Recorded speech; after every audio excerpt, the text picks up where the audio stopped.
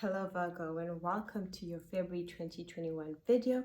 My name is Zara and I'm going to be taking you through your astrology for February. So Virgo, your ruler Mercury goes into retrograde, right?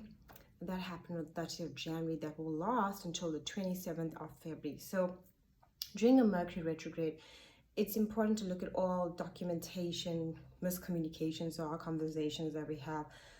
We'll be thinking a lot of the past. Mercury gives us that situation where we have to think of things that we've done and how far we've come and what progress we've made. So past situations come up. So we can relook at it, past memories, past things of the past just come about. And it's so important for you to be very clear with everything that you're looking at when it comes to documents, sending off information. Read it. Look at it properly. Technology can go a bit faulty and haywire during this time. So it's so important during Mercury retrograde for you to just double check anything if you have to do it, or else wait until Mercury retrograde is done. So wait if you can, but if you cannot, simply just read, re-look at things. If you need to move to, sometimes that also can bring a lot of delays during that time. What's important to know that Mercury is in Aquarius, so the retrograde will be happening in Aquarius.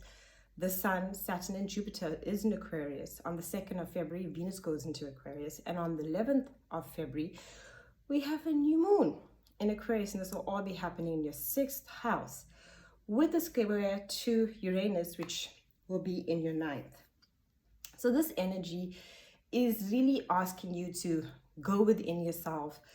You want to develop a deeper spiritual meaning to life. And the 6th house is to do with your health, work, and routine. So you might be thinking about making changes to your work and even service to others. Have you been taking care of yourself? Have you been overworking? Have you been overextending yourself? That's that 6th house energy. And it wants you to basically change your routine in order to bring balance into your life. With so much energy in the 6th house, we have to look at the 12th house as well, which will be about seeing things clearly, getting a deeper understanding. The 12th house is very spiritual as well. It's about looking at your situation and all the things, and when it comes to your work and how you are doing things, and not only just work as in jobs and career and employment and self-employment, but also looking at your family life. How much of work are you putting into it? You Virgos are well known for being of service, especially to those you care about. But here it's asking you to just balance out the scales a bit, bring balance to your energy, spend some time alone, spend some time in that 12th house energy, which is time alone. You might find that you're not getting that time alone, spending time in nature, really exploring your spiritual self, deeper meaning, understanding of things, looking at the conversations that you're having, getting a deeper understanding of a pattern maybe that's developing within you or within others in order for you to release it, heal it, and purge it out. So then on the 19th, we have the Sun and Neptune joining in your 7th house. The 7th house is about relationships with others. This can be work or personal relationships.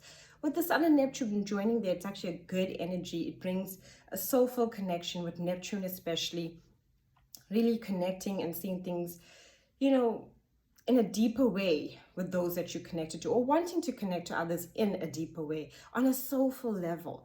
With that Neptune energy too, it breaks down any illusions you have about a situation. The Sun brings light, Neptune with the illusions. It gives you keen insight into what do you want in your relationships to feel that deep soulful connection. Wanting to make some changes, adjustments, just so you can bring in a deeper soulful connection.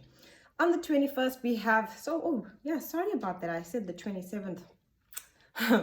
Mercury goes direct, but it's actually the 21st of February. And that's important to know because it is Mercury retrograde when I'm making this video, that miscommunication can happen. And what we think and what we're trying to express can just be like, whoo.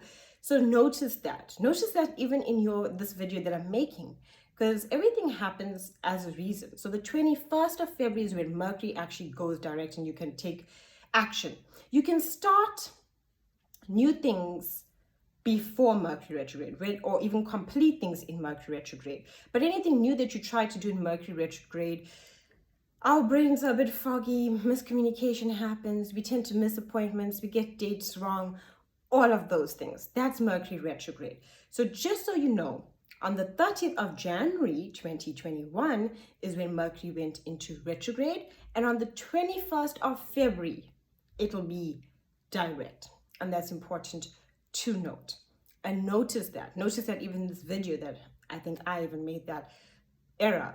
That's the error that happens when we miscommunicate when it comes to our appointments, when we say things. Just make sure and double check, just so you know. Have things written down, have it in a note, have it typed out, just so you know.